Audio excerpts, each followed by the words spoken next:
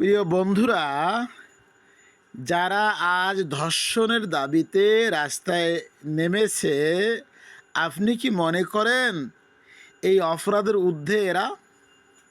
না, এরাও এই অপরাধের অপরাধী। ধর্ষণের জন্য আন্দোলন করে আইন পাশ করে ধর্ষণ বন্ধ করা অসম্ভব। ধর্ষণ বন্ধ করার মূল কাজ হলো ধর্ম জানা।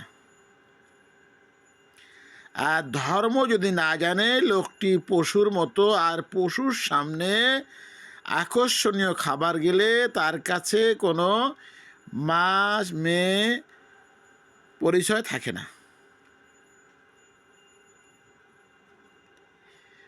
ধর্ষণ বন্ধ করার আরেকটি উপায়, মিষ্টি ঢেকে রাখতে হবে।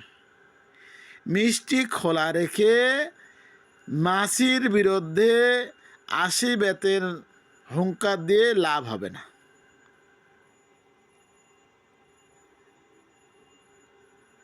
যারা আন্দোলন করছে তারা নিজেরাই তো অর্ধউলঙ্গ, তাহলে এখানে ধর্ষণ বন্ধ হবে কিভাবে? ধর্ষণ বন্ধ হওয়ার জন্য স্রষ্টার ভয় থাকতে হবে, স্রষ্টার আইন অনুযায়ী চলতে হবে, তাহলেই ধর্ষণ বন্ধ হবে। আর একটি পথ হলো, রাষ্ট্র যখন কোরআন দিয়ে চলবে তখন ধর্ষণ বন্ধ হইতে বাধ্য। বিচার বিচার চাই, বিচার বিচার বিচার চাই। আমার মায়ের কান্না, ধর্ষিতার কান্না, আমার মায়ের কান্না, ধৈরা ধৈরা বিচার কর। একটা একটা ধর্ষক ধর। তুমি কে আমি কে, তুমি কে আমি কে। ধর্ষণের বিরুদ্ধে, ধর্ষণের বিরুদ্ধে আমরা ধর্ষকের দৃষ্টান্তমূলক শাস্তির জন্য আন্দোলন করছি এবং আমরা মনে করি একজন ধর্ষকের সর্বোচ্চ শাস্তি মৃত্যুদণ্ড। আর বর্তমান সরকার যদি এই দৃষ্টান্তটা স্থাপন করতে পারে তাহলে আর কেউ এই ধর্ষণের মতো ঘটনা ঘটাইতে ভয় পাবে।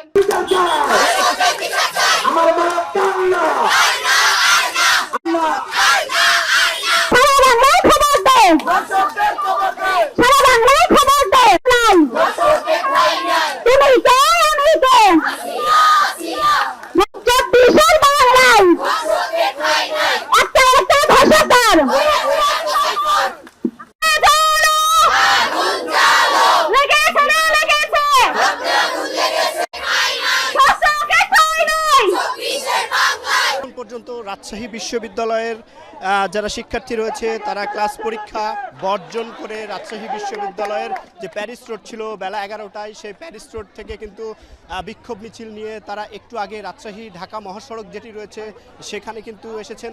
এবং বলা যায় যে গোটা রাজশাহী ঢাকা মহাসড়ক কিন্তু উত্তাল হয়ে উঠেছে ধর্ষকের যে বিরুদ্ধে এবং দেশে চলমান যে ধর্ষণের প্রতিবাদে ধর্ষকের সর্বোচ্চ শাস্তির দাবিতে কিন্তু রাজশাহী বিশ্ববিদ্যালয়ের শিক্ষার্থীরা তারা আন্দোলন করছেন।